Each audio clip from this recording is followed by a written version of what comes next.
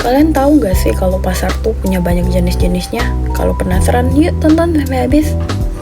Yang pertama, pasar oligopoli.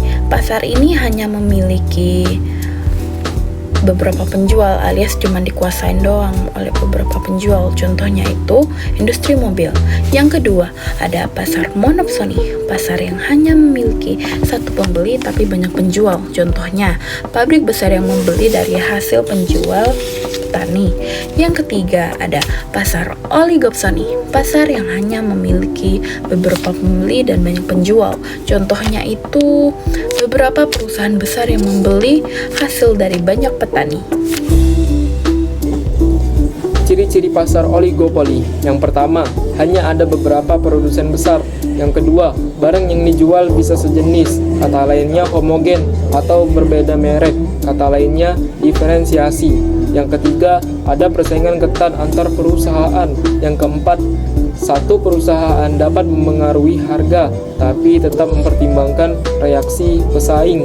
Yang kelima, sulit bagi perusahaan baru untuk masuk karena modal besar dan pasar sudah dikuasai. Kelebihan dan kekurangan pasar oligopoli. Untuk kelebihannya, yang pertama, produknya lebih variatif. Yang kedua, dapat mendorong inovasi teknologi. Dan yang ketiga, harganya lebih stabil.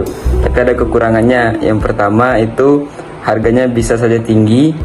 Yang kedua, persaingannya bisa saja tidak sehat. Dan yang ketiga, sulit bagi produsen-produsen kecil untuk masuk ke pasar.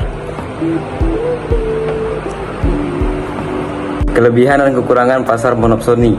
Jadi untuk kelebihannya, yang pertama itu efisiensi pembelian yang tinggi. Yang kedua itu distribusi yang memiliki kualitas yang bagus. Dan yang ketiga itu dapat menjamin penyerapan hasil produksi bagi penjual-penjual kecil.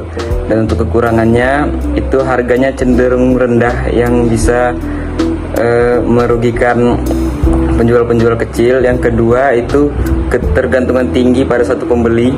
Dan yang ketiga, tidak ada persaingan pembeli. Kelebihan dan kekurangan pasar oligopsoni. Kelebihannya yaitu pertama, ada sedikit persaingan antar pembeli, jadi harga bisa sedikit naik.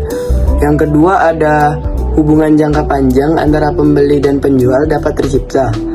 Kekurangannya yaitu yang pertama, pembeli tetap lebih dominan, harga bisa ditekan rendah. Yang kedua, penjual sulit menentukan harga. Jadi untuk kesimpulannya adalah 1.